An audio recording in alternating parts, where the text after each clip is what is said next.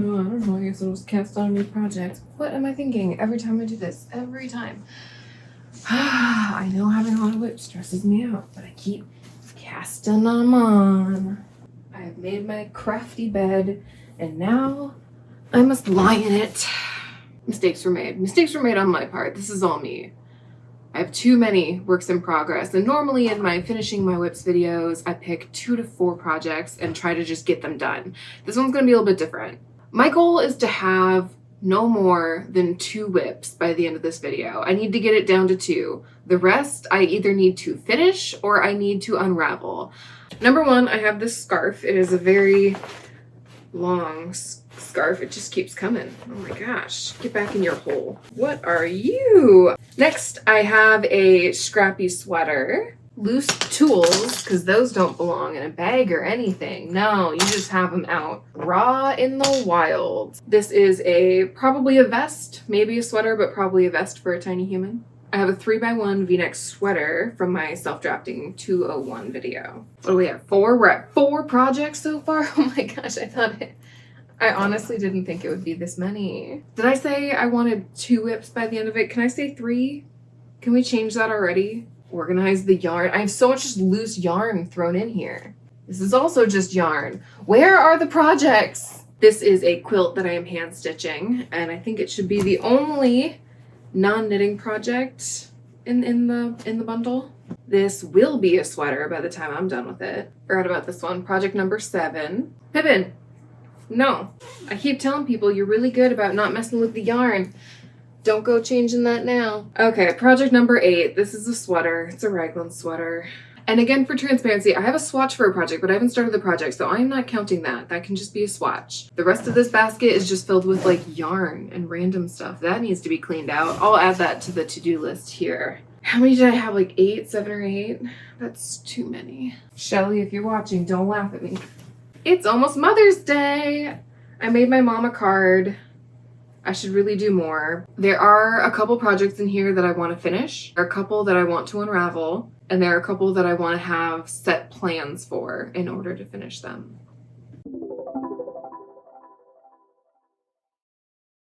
I think the first project I'm going to tackle is the one I am closest to finishing. So this is a slipover or vest for a tiny human. I don't know. I figure that might be helpful for tiny human owners, also known as parents. And I'm just going to cast on along the edges or pick up stitches along the armholes and add some ribbing, probably about 1 inch of twisted rib. For the newer knitters out there, when you're doing 1x1 rib, like what you see at the bottom here, you can either do regular 1x1 rib where you knit 1, purl 1, or you can do twisted rib. And there are plenty of tutorials on YouTube if you just look up twisted rib. And everyone has a different preference, but I prefer twisted rib just because it looks very clean and creates very, very straight lines. Some people prefer 1x1 rib because it just has a more rustic and handmade element to it, and it feels more like a person made it, and the twisted rib can look a little bit more machine made. I find that the twisted rib is also really helpful if you're someone that doesn't have a lot of needle sizes, because typically when you go to do the ribbing, you have to go down a needle size, otherwise your collar is just going to be huge and flopping all over the place. But twisted rib is inherently very tight. So if you only have a 4mm circular needle, you can use that same needle to do the collar. And if you do twisted rib, then it should be tight enough where the collar being too loose is not really an issue. I'm kind of in the gray area of using a pattern and not using a pattern. So I have the sibling sweater by Laura Penrose, and this is the sibling sweater my size, which is the adult size. She does have a child's version, but I wanted one for a baby, and then I ended up making it bigger than is needed for a baby anyways. So I just used the same construction technique that she used. And then of course that's a sweater pattern, but I'm just doing it as a slipover. And the final thing is I'm using Loops and Threads Luxe Merino, which is a superwash, I think acrylic blend. I bought up a ton of this yarn, and I have specifically been wanting to use it for baby knits because it is machine wash and dryable, and I really don't want to give parents just chores on top of, you know, raising a child. So that's enough of that. I'm just going to add ribbing to the armholes and weave in my ends, and then I'm going to go ahead and block it so that it lays all pretty and flat. And that will hopefully be 1 project down. I think I can have this done Maybe tonight or tomorrow.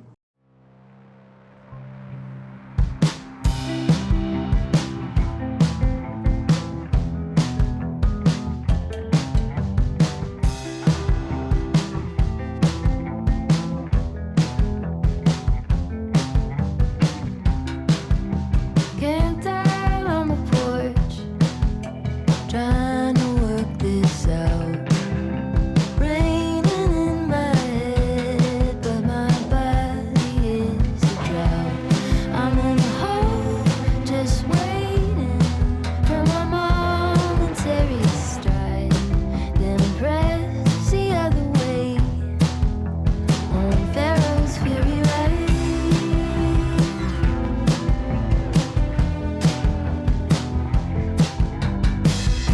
I want so bad to find a way to get out. Stop the swing and find someone who knows how. I wish I had or could find a workaround, a workaround.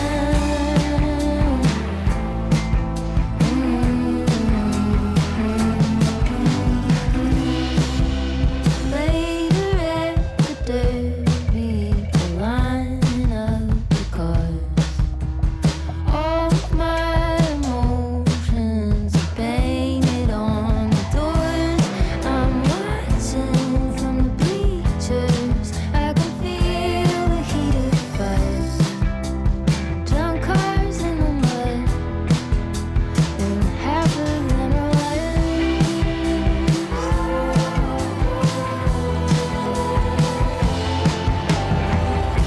I want so bad to find a way to get out.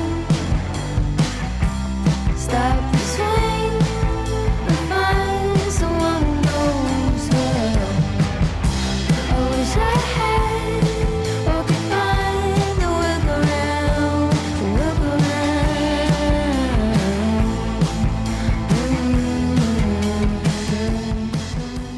It is done and it is adorable. Anything tiny is just instantly cute. I can't help it. Them's the rules. I honestly don't have much to say about this. It was such an impulse cast on last week and I just kind of flew through it, especially since it's a vest and not a full sweater and I didn't have to suffer through doing sleeves. I do not like doing anything that is a small circumference. It is my least favorite thing with knitting, for sure. I think the tweed also provides some essential visual interest in what is essentially beige on beige. That sounds like a French saying, beige on beige. To my knowledge, it is not a French saying. Beige on beige. I'm just happy we can cross the first project off the list. One WIP, finished.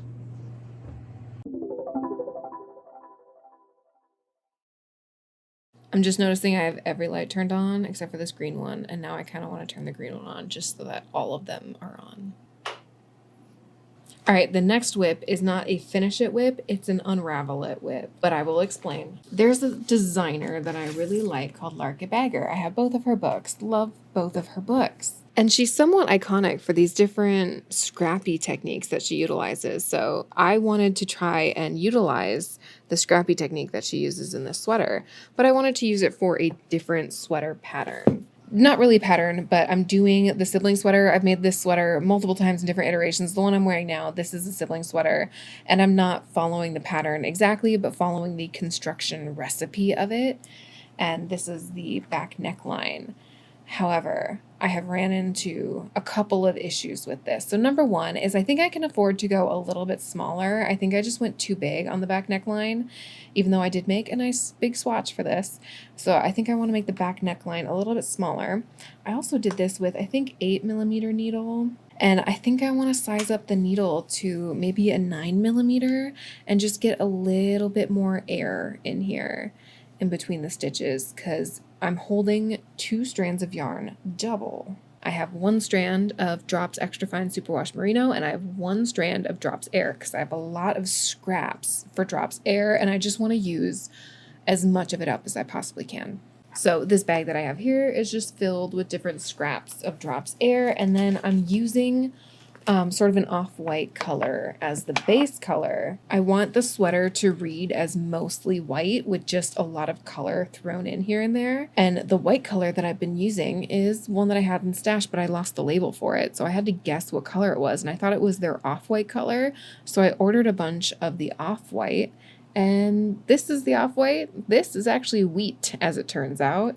And I wasn't able to return them and didn't even notice until long after purchasing these. So I need to unravel all of this and separate the Drops Air yarn from the Superwash Merino yarn so that I can cut in and substitute these white patches with this yarn mostly, and I'll sprinkle in the wheat here and there throughout the piece. But if I just switch to the white right now, it's just going to create such a harsh line, and you'll be able to tell the difference, or at least I'll know the difference between when it goes from the wheat to the white. Hopefully you can see the color difference at least a little bit between these two yarns. So I am planning on unraveling this. I am not going to cast on the new one because I'm still waiting on some more yarn to be delivered. So my only goal in this video is just to unravel this and separate the two yarns. I'm not planning on starting it again for a little bit because I just have so many active projects right now. I just gonna set it aside. So my task is to unravel this. But first, can we just fangirl together over how beautiful these scrappy colors go together? I'm in love. I'm in love. And I love the idea that I can have two different scrappy versions of the sibling sweater made with primarily Drops Air, because this is Drops Air and this is a scrappy sibling sweater. This will also be a Drops Air scrappy sibling sweater. I think this will actually unravel pretty easily if I just take it one row at a time. Yeah, it's unraveling really well. And then if I just do one row and then I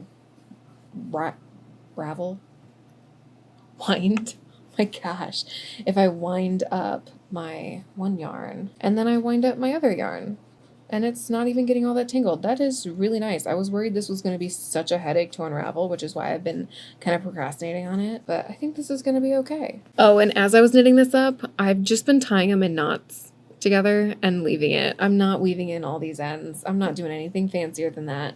Here, I'll even show you the back side. You can see all the little knots poking out. Yeah. I just wanted to keep it really simple and enjoyable. I don't know, I kind of roughed it around a bit and none of the knots came loose and I would pull pretty tight, and honestly the yarn would break before the knot would break, which is a good sign for the durability of a knot. I think Drops Air just also, it's really grabby, like it grabs onto itself really well. Super random, but I was watching the movie Dave the other day, which we watched growing up, so I've seen it a couple times. I'm surprised by how much I appreciate that movie. So if you're unfamiliar, Dave is a great movie to watch if you're feeling really disenfranchised with the American political system and you want to see a romanticized version of what American politics could be like. It's kind of like, it feels a lot like West Wing, but if you made West Wing into a short, cozy rom-com. It's an early 90s movie, so the early 90s like autumnal aesthetic is fully there and present, and you have Kevin Kline, Sigourney Weaver, and it's just adorable. It's a cute movie, and I know not a lot of people have heard of it, so I just wanted to throw that out here. Just had a really good couple of weeks for movies. I had to do my yearly rewatch of the 1985 film Clue, which I've actually been watching more like twice a year, and I just couldn't wait till Halloween, so I got that done early.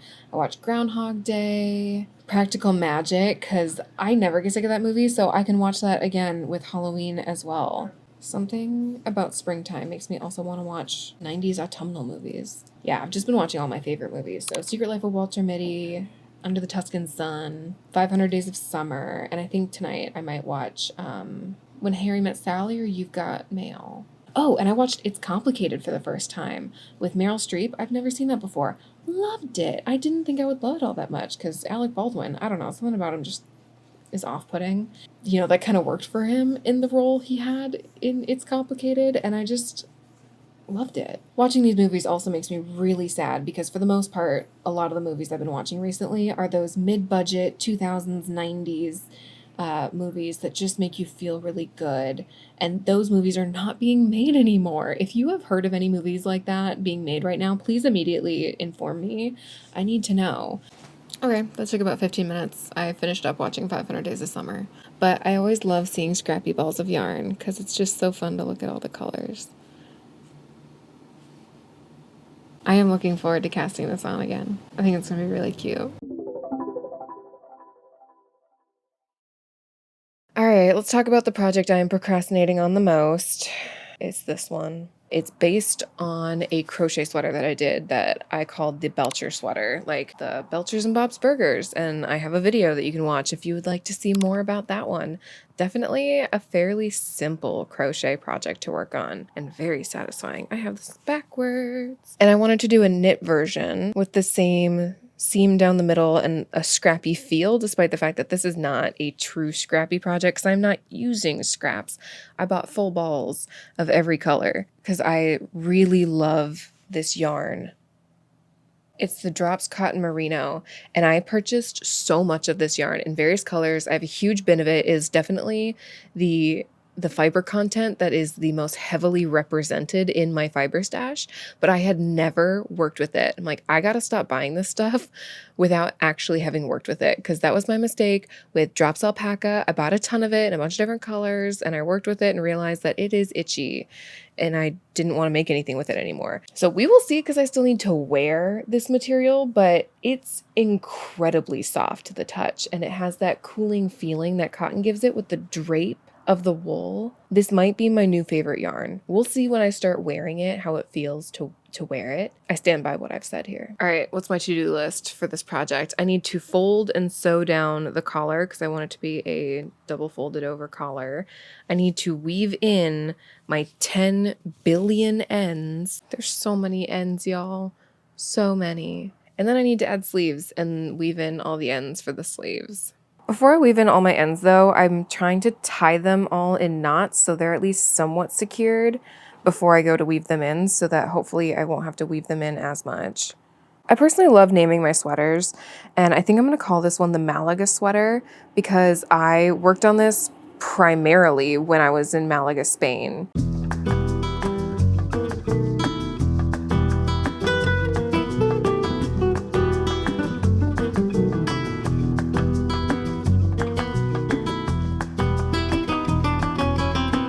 I definitely thought I would get further along in this project, but it's kind of a good thing that I didn't because I was off just having adventures. It was also an excellent opportunity for me to practice my Spanish. Okay, I'm gonna spend the next 2 years probably weaving in these ends, so I'll check in with you after that.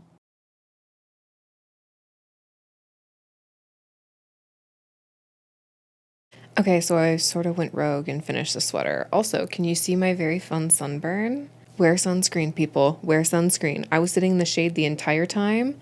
Wear sunscreen. This is so painful. But I am basically done with this sweater. I am counting it as done because I messed up. I thought I had another ball of the pink yarn left, and I did not. So I ordered a ball of it, and it's on the way, but it's going to take a couple weeks, so I didn't want to try and like fit that in this video and blah, blah, blah. So here we are. This was also the first time I tried the technique for sleeve decreasing, where you put a stitch marker every time you decrease, and then when you go to do the other sleeve, you knit, and then you move the stitch markers over to the other sleeve as you're doing it to make sure that you're doing the same amount of decreases. And I really like that strategy. That worked out really well, so I think I'm going to do that in the future too. I decided not to fold over the collar. I actually undid about 3 rows of this and then did an Italian bind off and made it extra tight compared to my previous bind off because that made the collar a little flopsy. Is there anything else that I've done with this? No, I wove in my ends, fixed the collar, and did the sleeves. We'll see how much a ball of pink yarn can stretch, but I am debating if I want to do ribbing along the bottom. And I'm sorry I didn't show you like the whole process. I think it's just one of those projects I needed to plow through and not stop, because when I'm recording the process of a project, I'm having to stop a lot and be like, all right, before I can move on with this project, I need to sit down and record a bit talking about what's been done. And on this one, I'm like, nope, I'm just gonna slap through as much as humanly possible. So in lieu of showing you the process of this specific sweater, I want to explain to you the process of the construction of this sweater. It's something that I've tried explaining before, but this time I wanted to sit down and actually explain it the right way and take my time with it. So I'm gonna pass it along to future me, and she's gonna explain it. When I'm self-drafting, I have a go-to sweater construction, and I only came to this construction through a ton of trial and error. So I'm going to explain to you what my current go-to sweater construction is. It's one that I feel like fits my body the way that I like it to, and I'm really happy with it. And you'll probably see throughout this process that it has just been a mission of solving problems. That's all we're trying to do here. Improving on a design is just, to me, solving problems. And sometimes solving a certain problem created another one, and that's what I'm going to explain throughout this process. I should probably make room for my visual aid, but shout out to the coaster that my older sister made for me for my birthday. She made a whole set of them, and they're really cute. So my very first sweater was basically this. 2 rectangles, a front and back panel, with sleeves attached at either side. I did a little bit of shaping here and there, but at its simplest form, this was the sweater. The first problem to solve with this was with the sleeves. The sleeves were too big. Well, I love a good open large sleeve moment or even a balloon sleeve. Very cute, but not practical for me and the way I live my life. Luckily, fixing the sleeves was very simple, just by creating a consistent taper between the sleeves, doing some decreases throughout the process, and my sleeves were fixed. Great, one problem solved. The next problem is with the front neckline. I can't stand boat necks. Oh my gosh, no. I need to make room for my neckline. And we needed to make space, big space, because I need enough room for my neck to sit comfortably and enough space for the collar to go once I add that on later. So suddenly, problem number 2 was pretty much solved just by making space for it. But this kind of caused another problem for me. It's not that big of a deal, but I did not like this harsh 90-degree angle that was going on in this area. And so I just wanted to create a little bit of buffer in the back and having just a tiny amount of curve going on. And then also creating a little bit of space for the back neckline when I go to add the collar later on too. This one was another easy problem to solve. You see, it's just a little bit more circular here. It didn't need to be a perfect circle by any means, but just creating some room. And here you can see sort of what it looks like flat when it's assembled. The next problem that I wanted to solve was very similar to the back neckline issue. You know how I said I didn't like that harsh 90-degree angle? Well, the same thing was happening here with the sleeves when I go to cast on. It's just a really tight point that's basically pinching at the bottom here when I go to cast on the sleeves, and I wanted to create a little bit of an easier transition so it didn't feel like it was pinching as much down here. And that one was also honestly pretty easy. It took a while to get the exact ratios down that I seemed to like, but that was done just by cutting away some space here and creating just a little bit of slope. And of course you have to do it on both sides. So great, now we have a little bit of slope and action going on, and it makes it an easier transition. At this point, let's forget the sleeves. I had a bigger problem to solve, and that is my big bust. My approach to this, you can think of it in one of 2 ways. Now, way number 1 is I'm making the front panel bigger to accommodate the space it needs to take up. Or way number 2, you can think of it of me making the back panel smaller to accommodate the fact that it does not need to take up as much space, on the back side. I'm gonna explain it like I'm taking away and making the back panel smaller, just because that works best with my little paper visual aid here. Now let's do a fun little diagram moment where I get to pretend I can draw. So, the human body, right? At least my human body, I have a chest up here, right? And then, I have my waist. Oh, let's not lie to the internet. That we got a tummy here too. That doesn't really matter for what we're talking about, but then your back goes straight down. So if you can imagine here, it's a side profile. And if I'm making a sweater, well, the back panel falls pretty much straight back. I mean, there's a little bit of shaping, but pretty much straight back for me. And then the front panel has to kind of travel. And I don't like to do waist shaping, so for some people, that's when you do decreases and you go inward. But for me, I like straight down. I like boxy fits. Can you see how this line is longer than this line? This line's straight down. This one has to take more of a journey.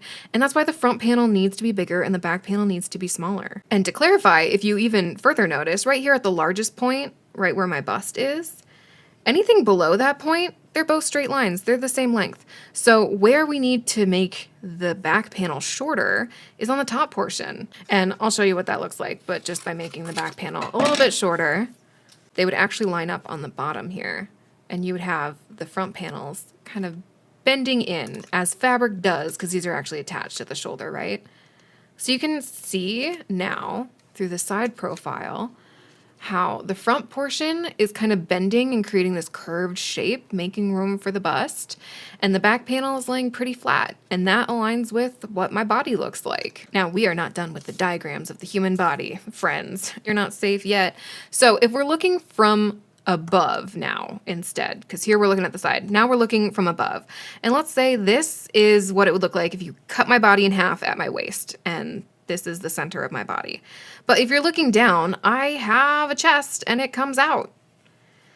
So if I want the sweater to sit in the middle of my sides when you look at it from above, then I need to make the front panel larger widthwise, not just lengthwise like we talked about up here. And the back panel needs to be narrower in the back. Now, I'll show you what that looks like in a second. Now, this is where things can get a little complicated shape-wise, but stick with me. As you can see with the front and back panels, they need to line up at the bottom, because why would we want our front panel to weirdly be a lot lower on our body than the back panel? No, we want them to sit at the same spot. And I also want to have this underarm cutout on the back panel, not just the front. So I need to get rid of this space here. Right, so now the armholes are looking perfect. And you remember how a second ago I was saying that I need the back panel to be narrower than the front panel, and the front panel needs to cover more surface area? Well, there's an easy way of doing that. I just make the back panel narrower. I still have a little bit of a slope you can see that I leave. So now you can see with the back panel on top here that it's a little bit narrower than the front panel. And I played around a lot just with the proportions of my sweaters and keeping an eye on the proportions of my body to see how narrow do I want the back panel and how short do I want it, because that's all gonna depend on your personal body. Where does your chest sit on your body? Because it's not as high or low on everybody. Is it wider or narrower?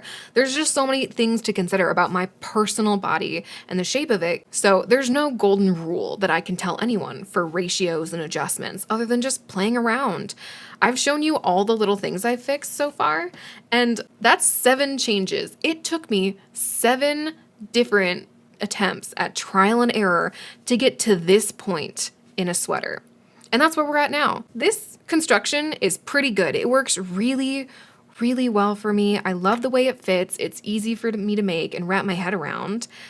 But there's one more problem that I need to solve, and I know how to solve it. I've just been lazy about it, and I don't know if I fully want to do it yet, but I will explain. The next issue for me to solve is with the sleeves, because look at this. How often are you standing with your arms straight out like this? I know I don't do that too often. Most of the time, my arms are sitting at my sides, and what you might notice about the arms sitting straight at the sides is we have some excess fabric going on here, which can show up as either being excess fabric in the underarm that creates a little bit more bunching going on, or for me, the other issue that it actually causes is when I lower my arms, and it's really hard to show it in paper with this example, but it lowers this whole side section of the sweater down, and it creates this sloping effect on the sweater where it looks like, when the sleeves are down at least, it looks like I have this curve shape going on. Now, I don't mind that a ton. In fact, some designs do this on purpose, but I don't want it for every single sweater that I make. Sometimes when my arms are down, I just want it to look straight at the bottom like this.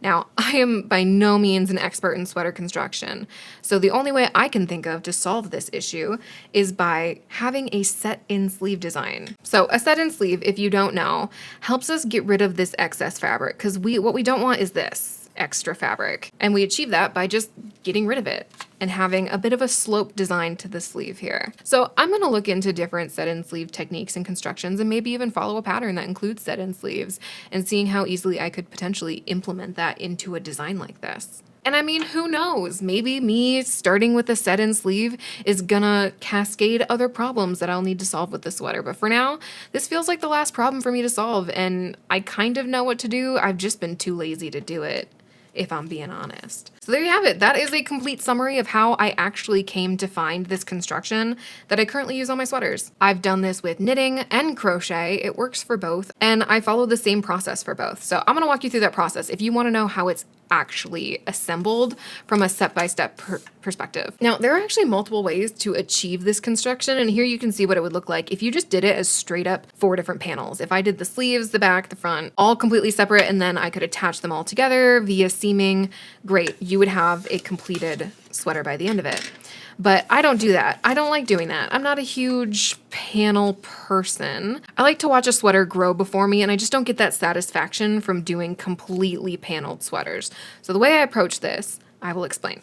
So I start with a shoulder. Pick a shoulder, any shoulder. And I work back and forth and back and forth. And I'll keep doing that until I reach this bottom part of the neckline, and then I'll stop. Cut the yarn, put all my stitches on hold, and I'll move over here. And it's a completely separate piece for now. So right now I have 2 separate pieces, and I'll do the same thing, but just mirrored. I'll work back and forth, but instead of doing my increases on the left side, I'll do them on the right side when I get to that part of the neckline. Again, working back and forth and back and forth. Now, when I get to this portion, I'm gonna work all the way across, and then I'm gonna cast on some stitches here, where this bottom part of the neckline is. And I'm going to join it with this other panel, because these should all be stitches on hold, live stitches on hold, just waiting to be knit. So now this is all one complete panel that I have going on right now. And I will continue working back and forth, and I'm not doing increases yet at this point, but I'll keep working until I get to where I feel like I should be rounding it out a little bit, which is usually the bottom couple of inches before I want to go ahead and attach the sleeve. So I'll work back and forth doing my increases. And when I get to the portion where I would stop to join my sleeves, I stop, put everything on hold, cut the yarn, right? And we set this aside. And we're doing the back panel now. And I'm gonna do the same exact thing, but I'm not exactly casting on stitches here. Instead, what I'm doing is I'm picking up stitches along this edge and then working so that it looks pretty seamless when I'm doing it. And I'm gonna do the same thing that I did last time. Working back and forth until I get to the bottom of the neckline, doing my increases, and on the back neckline, I'm usually doing the increases right away. Working back and forth, and then I go cast on stitches for the back neckline and join them together. And I'm gonna do the same thing that I did with the front panel now, where I work back and forth. Are you sick of that phrase yet? Until I get to the part where I just need to do a little bit of increasing. And when I get to the underarm portion, I stop and I grab my front panel, and I am going to, at this point, join them together. I'm gonna grab some tape just to make this visually, hopefully make a little bit more sense as we move along. So when I get to this portion, I'm working my way across the back panel, and then I'm actually gonna cast on a couple stitches where the underarm is, and I'm gonna join in the front panel. These should all be live stitches, which just means you didn't bind off or anything. They're live stitches, usually on a piece of yarn or barber cord or whatever. Okay, so if you're following along, I worked along the back panel, and then I can't draw on this because it's taped, but then I work across the underarm here, and I'm going back across this front panel, and then I'm doing the same thing over here. I'm gonna go ahead and cast on a few stitches to do the underarm. Great, so I've gone along here, cast on my stitches to do the second underarm, and now I'm working in the round, going around and around until I decide that I am done. And then I work my bottom hem however I want. I like to mix that up. But at this point, you can see we have like a little sweater vest moment going on. Now I know in my previous example, I use these little flat pieces to show as my sleeves, but in actuality, I'm working my sleeves in the round because no, I am not seaming together a whole sleeve. When I go to do my sleeves, I am pretty much always doing the same thing where I will just pick up stitches around this hole. And usually when I'm going on the vertical part, I usually like to cast on or pick up 3 stitches, skip 1, pick up 3, skip 1, but that all depends on your gauge, so you really just have to know for yourself, again through trial and error, what works out for you. But that ratio usually works best for me. And when I'm working up the sleeve, I'm just working in the round like I did with the body for all of it. I'm gonna cheat coloring here though, because I am feeling super lazy at this point. Like I said, I'm lazy, so I'm not gonna add the second sleeve onto this, but here I'm hoping you can see this is how I construct my sweaters. And I think this is definitely a process. If someone feels comfortable self-drafting even a little bit, this is a process that you could follow yourself. Now, the only difference between this and the sweater I'm working on right now, which is the Belcher sweater and the crochet version, is it's cut in half. And I seamed the center part together. So when I worked back and forth, normally I said when I got to this point, I would connect it and work across here, but I didn't do that here. I just kept working back and forth, bent back and forth. Same on the other side, and then I seamed them together when I had both the panels. So at no point in this process was I working in the round for the main portion of the sweater until I got to the sleeves. Did the same thing for my crochet Belcher sweater and my knit Belcher sweater. For the normal process that I just explained where I don't have it, cut down the middle, that's what I did for my crochet cover-up. I did the same construction for the top part, and it's a dress, so I just kept going down and added a slit once I reached my hip. So yeah, I think that's about as in-depth as I will probably ever get in trying to explain the sweater construction, and I hope it made sense. As I mentioned before, I've used this construction quite a number of times for both crochet and knit items, and I am by no means claiming that I invented this sweater construction.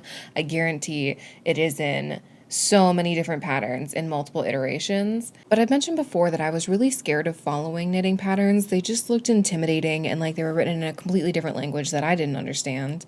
So this is just how I figured out how I like making sweaters before I went and followed knitting patterns originally. And I just like this construction enough where I keep using it continually for different projects. And I think it's really cool how you can take the same baseline structure and have it look so different depending on the flourishes you add.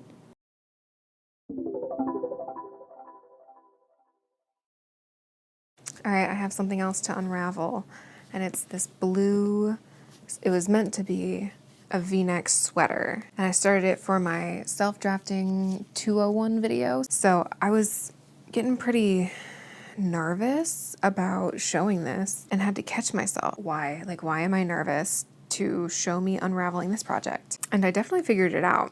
Also, this is incredibly tangled. I did not realize I was going to be detangling today. The thing is, I spend a lot of my time thinking about other people's perceptions of me, which is not, not great, not recommended, but I care a lot. I care a lot what other people think of me. So thinking about unraveling this and sharing, telling people, publicizing on my little baby YouTube channel that I'm unraveling this project, I was worried that people were going to get mad at me for unraveling this project with no intention of restarting it. And that's a little silly, because if I hadn't shown this project and you didn't know about it, the idea of unraveling it, I would feel relief, really, mostly. Some sadness of like, oh, I feel like I wasted some time because I got so far on it and I'm not finishing it, but mostly, I think I would feel a lot of relief of knowing, okay, this project clearly wasn't working out, and I really am not in the mood to figure it out, so unraveling it's the right choice.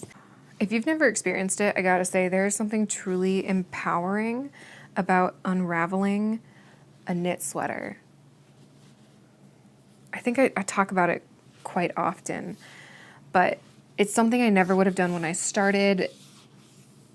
I would just be afraid to unravel, or I would dread it, being like, oh my gosh, I put so much work into this and now I need to unravel it. But now I find so much joy in unraveling, and I get reminded, hey, this yarn is still usable. This yarn will be a sweater someday, and this yarn will be a sweater that I love.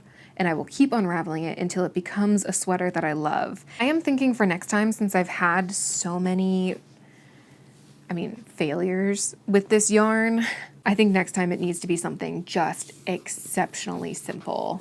Stockinette stitch, super basic, and I'll see if maybe it's just that because this color is a little bit out of my comfort zone, maybe I just need to stick with something really simple and following a pattern. I'm definitely in the mode this year of wanting to follow more patterns and self-drafting a little bit less. I'm finding so much comfort in just like following really simple patterns and getting back to the enjoying the process more. I always love the ramen noodle effect when you go to unravel yarn. I think it's so funky and fun. Wow, this is gonna take a while, Pippin. I should have done this on my yarn ball winder, maybe. Oh, yep, that's the downstairs neighbor. Blasting their tunes. All right, Pippin, what is a highlight from your week? What would be a highlight? Ooh, I know the highlight from Pippin's week. I was cleaning out under my bed in my bedroom and had to set the mattress out here. And my husband and I, we just kind of flopped it on top of the couch in the ottoman. And so the cats had like a mattress to play on for a full day. So I know that they really enjoyed that. So that was maybe the highlight of Pippin's week. All right, if anybody has any recommendations for what I can do with this yarn, any very basic, simple patterns that you're into, something easy to follow. I feel so much lighter having unraveled that. Ugh. Just a little weight off my shoulders. Just like a little 5-pound weight, not a big heavy one. I needed this. It was almost therapeutic. Just one more thing that I don't need to feel guilty about or fill my brain space with or try to figure out and solve. All right, let's move on. Come here, Mary. I love that when I say come here, my cats almost always actually come here. Oh, you're so sweet for listening. Pippin, come here. Oh, okay, you don't know your name, but you do know come here.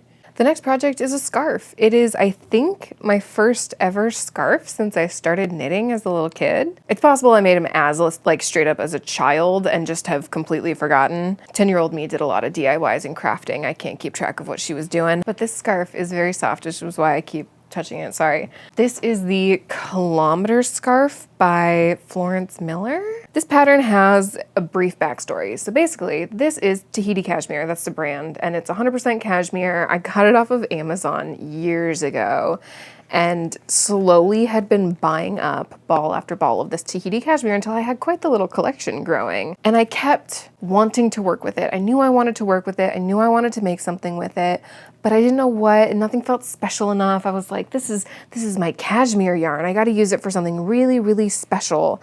So I tried swatching for different sweaters. I even started some projects with it, and nothing just felt quite right or felt like it did justice to the project until eventually, a couple months ago, I just sat down with myself and said, we got to use up this yarn. It's been in stash forever. Nothing is ever going to feel important enough to me. I want to have something made of this material in my life. I knew I wanted it to be something very basic, and I don't know how I got to this place, but I kind of settled on the idea of doing maybe a scarf. And then I found the Kilometer Scarf pattern by just looking up free patterns and very basic patterns that would use up a lot of yarn and were completely mindless. And that was the Kilometer Scarf. It's definitely a fantastic, I'm too stressed to think about anything and I just want the rhythm of knitting kind of project. For this scarf, I'm using 4.5 millimeter needles and 2 strands of this Tahiti cashmere yarn. And I really like the fabric that it's creating. Feels almost silky to the hands. I know when I wear it, there's gonna be just a hint of an itch to it, but I'm comfortable with the amount of itch that this has.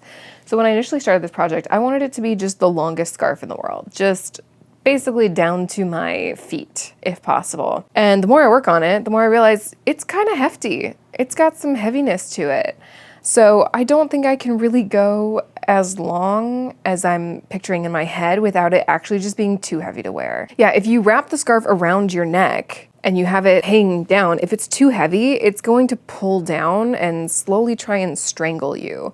And the part around your neck is just gonna get tighter and tighter. And I would rather not wear a boa constrictor as an accessory. So I think I'm just gonna wrap this up pretty soon. I have 1 ball left of the Tahiti cashmere that I'm planning on using, and I ran out of my other strand, so I'm gonna start pulling from the inside, and basically when this ball is used up, the scarf will be over, Kitchener stitch it closed, and move on. I do want to do a duplicate stitch design or an embroidered design on this, but I really have been completely unable to settle on one. I've been brainstorming literally since December. December of 2024 is when I started this project, and I have yet to pick something, and so it's just been sitting in my basket. I'm like, you know what? I haven't been able to settle on anything. I'm just gonna finish it, and if I want, I can add duplicate stitching or embroidery later. But for now, at least I can have a finished WIP that I can return to if and when I decide I want to. I said I had 1 ball of this yarn left, but I actually have 4, I guess, if I'm including this one. And the weird thing is some of it is thicker than the others, but now as I'm looking at it, I'm noticing this one does not fall into that category. So should I try and use this up on the scarf too? I'll think about it.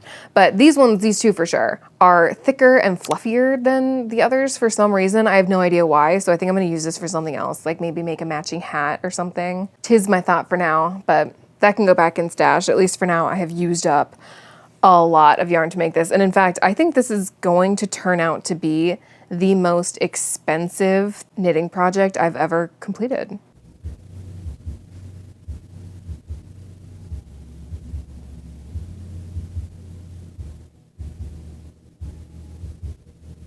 Completely separate topic. Something I realized recently is I have not been to the movie theater yet this year, which is insane for me. For the past, 6 years or so, I have consistently gone to the movie theater at least once a month. At one point, it was once a week. Like, I just would go all the time, and I have yet to go in the calendar year of 2025. And it's because nothing has come out that's of any interest to me.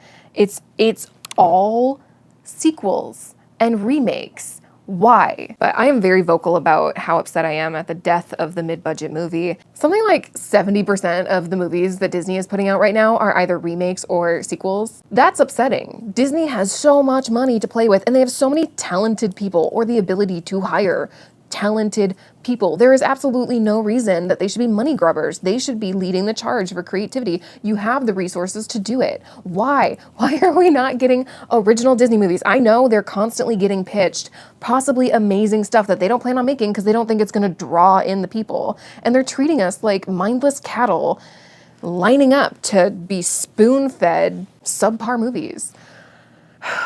And I am actively not going to see a lot of movies as a sort of like quiet boycotting situation where, no, I'm not going to see Snow White. I'm not going to pay money to go see a movie that you don't even care about. Like your company doesn't even care about, you know? You put no love into it. There's no creativity. There's no risk. It's just dumb. Luckily, there are some movies coming out in the later portion of this year that I'm looking a little bit more forward to. I know Wes Anderson has a movie coming out very soon here. It's still May for me. It's mid-May right now. So I'm definitely gonna go see that. The only other movie of his that I saw in theaters was Asteroid City, which was the last one. I walk away from his movies having an opinion and having an opinion that I question constantly. Was there some stuff that I thought was like weird or didn't work and why? It's just they leave me thinking, and that's what I love about movies. Getting to feel something, getting to question it, getting to say, you know what, I really loved a lot of that, but some of it I didn't like, and I can't describe why. It's just this weird, odd feeling. Like there's, in Moonrise Kingdom, there's one scene, if you've seen it, in the tent with the boy and girl character that made me feel really weird. And I don't know if that was the fault of the movie or is that on me and my like American prudishness of sexuality in film. And I like questioning that. It gives me something to analyze and dig deeper. You know what? Another total cash grab movie that I did enjoy was The Marvels. I know a lot of people hated that. I liked it. It felt like a 13-year-old middle-class girl's like journal with stickers put all over it and pictures of her friends. I really liked all the dumb, fun, silly stuff. I really wish they leaned almost more into it. I hated the villain. I didn't think that made sense, and I didn't like her acting. No shade to that character. It was probably like the direction or something. I don't know. But I wish they focused more on the like silly middle school girl, sort of clueless vibes almost, and pulling that into the Marvel world. I liked the montage where they were learning how to use their powers. I liked the planet they went to where they all sing in musicals and that's their language. Now, I have a couple very specific comments of what I think would make movies better nowadays. Number one, slash that budget. Limitations breed creativity. Let's just cut it, please. I think, what was it? Black Widow cost $300-something million to make, whereas Asteroid City by Wes Anderson cost $35 million to make. And Asteroid City had way more big names in it than Black Widow. Slash budgets, let's do it. Number two is if you're depicting real people in real time, get secondhand clothing. None of this new crisp Temu stuff.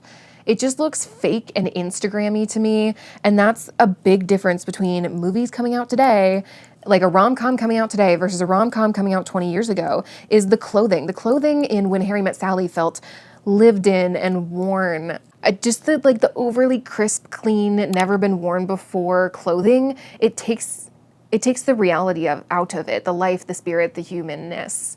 Out of the movie. And this is just a little change that I think would help a lot. 3, we need to make movies slower and quieter. I was watching a bunch of movies from the 80s, 90s, and early 2000s and just noticing that they hold on a lot of scenes a lot more, and there's a lot more comfortable silences.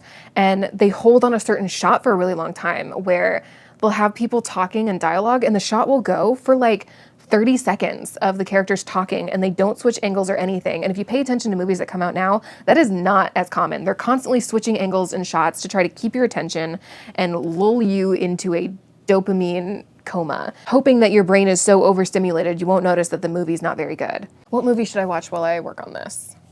Because I'm totally in a movie's state of mind. I did buy a box set of some Wes Anderson movies that I haven't seen yet, and I can't remember what it's called. But there's one with Owen Wilson. They all have Owen Wilson. With his brothers on a train in India. I can't remember what it's called, but I'm gonna see if, I think I bought that one, so I might watch that one because I have not watched it yet while I work on this. And that'll be fun. You two are so sleepy. What did you do last night? Normally this is your Zoomy hour. Or did I miss your Zoomy hour? I did sleep in today. They are very sleepy. All right, I got to a stopping point in the scarf just where I can move on to doing the Kitchener stitch, but I wanted to show you a big consideration in me deciding not to make this scarf any longer. So I mentioned the weight aspect of it earlier, but another big piece of it is when I go on a walk, I sometimes get too hot and I don't want the scarf wrapped all the way around me, and I just want to have it open like this. And I wanted to make sure that if I do leave it open like this, the scarf is not so long that it's going to be dragging on the ground. So we'll see how it holds up after blocking. I'm also debating blocking it first and then doing the Kitchener stitch just in case it ends up being too long after I wash it. We'll see. But I wanted to go ahead and show you what it looks like before I block it so you can truly see the length of this beauty. I need something to stand on. Wow, I'm standing on my ottoman and you still can't see everything. I gotta back up all the way. Wow. Look at how far away I am. It is quite lengthy, and I think looking at it right now like this, I definitely think that I should probably block it and then sew up the bottom just in case I need to unravel a portion of it because it's too long. And I just want to talk about the scarf before I even move forward with the reveal portion. A big driver for this scarf was I wanted something that could be an everyday scarf that I could just throw on every single day when I go on walks in the winter and will actually be practical, comfortable. It feels so warm. The itchiness is not too much at all. I mean, we'll see how I feel after my neck gets like too warm on a walk if it feels really itchy after that. But I also wanted something versatile, and I wanted something that was still a statement, which is kind of a difficult line to balance, wanting something to be really basic to the point where you can wear it every day with every outfit and have it make sense, but simultaneously be a statement. And I think the best way for me to achieve that in the form of a scarf with my sense of style is to go with a very basic color that goes with everything I own, having a really minimalistic design to it. I mean, you really could not go more minimalist with this scarf design than we currently have going right now. But to me, I think the design element of it being such a long scarf helps it read as more of a statement piece. And it's not something a lot of people are going to have in their wardrobe. And I think the length is really what's going to take it from being a basic staple item to also being a statement piece in my wardrobe within my comfort zone, because I do not need bright orange neon flashing lights going on in my outfit. I don't need that level of statement, but this is the kind of statement that is still within my comfort zone and feels very true to me. This is definitely going to be one of those like everyday wear items. Ugh, I can see myself in the winter being like, hey, I'm just wearing this as pajamas, which is a little bit chilly, for a walk, and then just grabbing my ridiculous scarf. And the length also builds in versatility to me, where I can wear this wrapped around like once or twice or not at all, and it fits and makes sense in every one of those orientations. Like, this feels very girl next door, but also very elegant at the same time. I like it. Yeah, hang out with me. Come here. Okay, so I used up the ball of yarn as planned and blocked this, and I can't believe how much softer it is after blocking because it was already pretty dang soft. I was worried it was going to be itchy, but I haven't really noticed much itch at all with this. So score 1 for Tahiti Cashmere, honestly. And while blocking it, I made sure to add stitch markers on the sides so that I knew exactly where this edge would be, because I was worried I would be twisting the long tube of scarf. And now I'm to the point where I just got to do Kitchener stitch to close this up. And if you're unfamiliar, Kitchener stitch is just a seaming technique that makes the knit look really seamless once you're done with it. So it should look like the other end when it's done, because this one was done with a Turkish cast on and it looks really good and totally seamless. So I'm going to Kitchener stitch this closed, and then it's just completely done, and I am so excited. I'm a little sad because it's the end of May and I have no use for this for the next like 6, maybe 7 months, but at least it'll be ready waiting for me when winter is here. Okay, I'm gonna stitch this closed, remove the stitch markers, and this project will be done. The scarf is done. It is 96 inches long and it was 90 inches before blocking, so it grew 6 inches with blocking. And then I also weighed it, so I know it was $170 in yarn. And the yarn was Tahiti Cashmere, which sells for about $15 per 50 grams, and this was like 600 ish grams. So not cheap, certainly not cheap, but also not as expensive as I thought. I can say after having worn this, like I still haven't worn it on a full on walk, but I've just worn it around the apartment because it's freaking summer. It's incredibly soft and not very itchy. I thought it was going to be more itchy. And so I think it's kind of worth it if it's within your budget to buy like nice cashmere yarn, go for it. I don't know the niceness of different cashmere yarns. I got this on Amazon years ago, so it's probably not top tier, but it also was expensive. So I'm hoping that it's a nicer yarn. It feels like a nicer yarn. Lengthwise, I'm glad I stopped when I did. I'm expecting this to grow even more over time just with weight, and I don't want it dragging on the ground because if I'm on a walk and I get hot, I'm going to want to wear it like this, where it's not wrapped around at all. I don't really do winter jackets anymore, and I try to get away with literally not wearing winter jackets. So if I can just wear like a merino sweater and this denim jacket on cold days, I am perfectly content. So this scarf, I feel like it's just going to be the icing on the warmness cake so that I never have to wear like winter jackets again. I'm not against winter jackets. The weather where I live doesn't justify me owning a winter jacket, and they're not cheap and they take up a lot of space. So if I can avoid purchasing one, I would like to do that. This is the scarf wrapped around twice. This just feels like thick and heavy, but in a really good way. Hi. I went back and forth on the width a lot, like how wide should I make it when I first started? I'm really happy with what I went with, the width that I went with, because any thicker and it would just be like, I think too much of a struggle to wrap around my neck and it would have been just too heavy. So this is a nice width, and I can still wrap it around if I'm not wearing a hat. Let me show you. Wrap it around like this. I just really want to be able to wear scarves around my head on days when it's really cold. Anyone that's lived in a colder climate, you know, like some days it's really cold and your ears hurt in the wind and you forgot to bring a hat. In conclusion, I am happy with this. It is the Kilometer Scarf by Florence Miller, and I would recommend this pattern. I'm pretty sure it's free. I wish I could wear my scarves just, you know, struggling poet style where you just have the one shoulder over. But I find that if I'm walking around like this, like it always wants to fall over. Like it doesn't stay in place. Does anyone have any tips for that? If the back one went under and this one went over. But does that look dumb? I bet it looks dumb. How do people do that? I don't know. I have lots of fussing around that I can be doing with this. I also like having long things just as little fidget toys because I'm picturing myself going on walks and I'm literally just going to be like, whatcha, right? A man approaches you, he's looking a little sketchy, and you just go, whatcha, and then he runs away in complete fear. Yep, I like the scarf. Do you want to see it up close? You can see that it has a bit of a halo going on. I'll report back this winter if I find that it's really pilly or not, but so far it's just a little floofy, and I like a little bit of floof. I also don't mind pilling, so I won't be too mad at it, but I'll try to let you know. Yeah, cool scarf. Okay, I've been thinking about it and I have two projects that I don't want to finish. And I'm debating putting them into long-term storage. So zipping them up into airtight bags and putting them in a storage container that I don't have to look at. I can keep their projects active in Ravelry so that I don't forget about them, but I just don't want to think about them right now. And if I could just put them out of sight and out of mind, that would be great. I might even write out little notes to put next to these projects when I put them into storage. So the first one being the Groove is in the Heart socks. I really think this sock pattern is adorable. It's so cute, but the short row heel is just not working for me. It doesn't fit and I don't like the feel of it. And I do not like the feel of working with this yarn. It's West Yorkshire Spinners yarn. And I don't mind the feel of it when I'm wearing it because I've made a pair of socks with it before.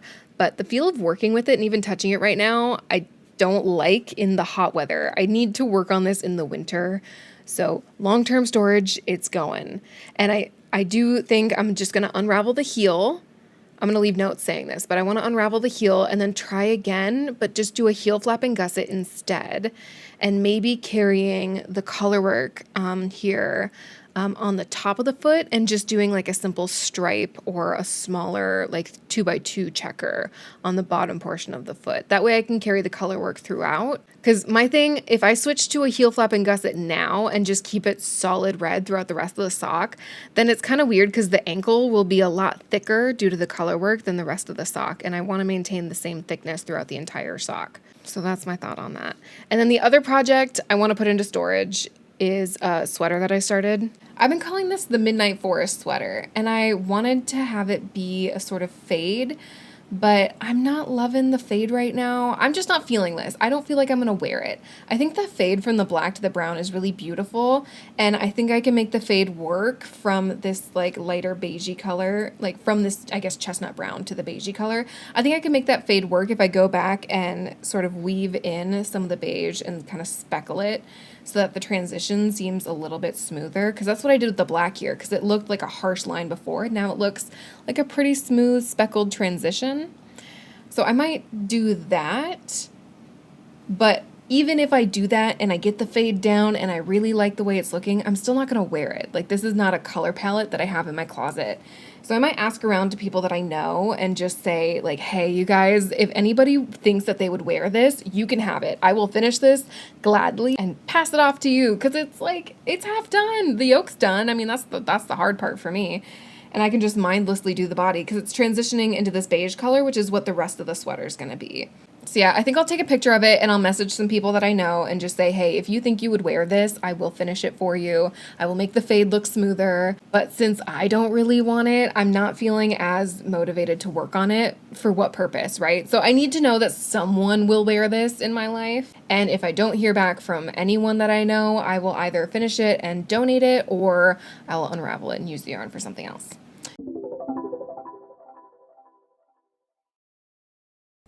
That was a lengthy video. I have been editing as I go along and my computer is struggling. Note to self, anything longer than an hour my PC cannot handle. But a lot got done in this video. Very productive. I feel so much better. I feel lighter, freer, and ready to work on new projects. So the first project was the baby vest that I finished, and I also have a hat that I made like literally 2 years ago that I have just been waiting to also give to this friend, and I think they would be really cute together. I also don't know how big babies' heads are, so it's possible this will be too small, and if so, that's okay. Okay, and then this sweater is also for the baby, and I have been holding on to it, waiting to deliver it.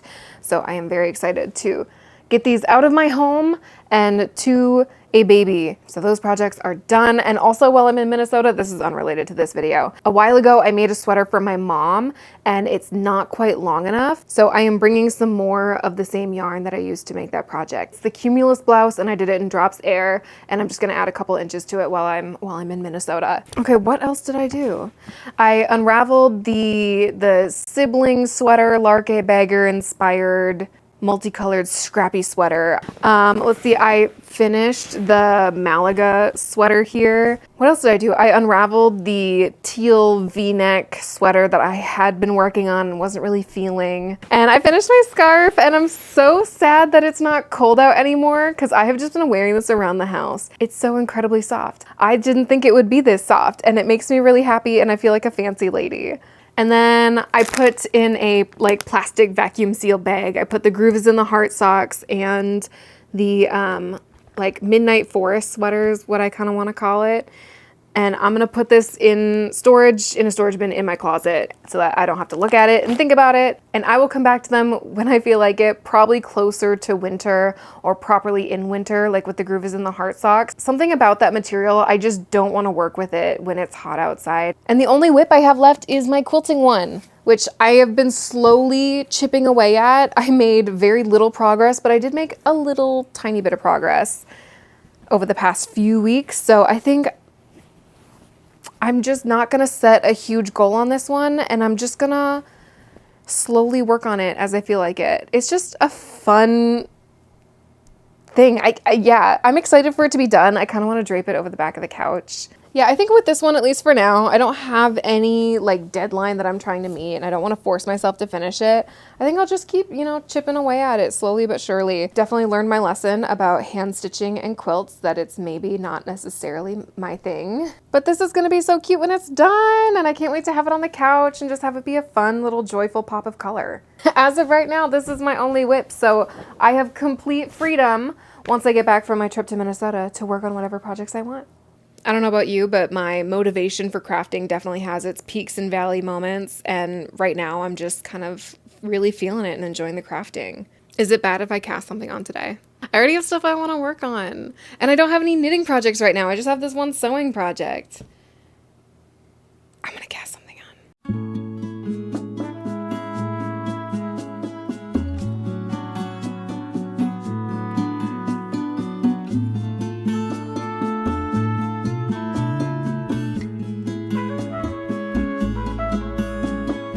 Ay, amor, te quiero dar mis días, también darte mis noches llenas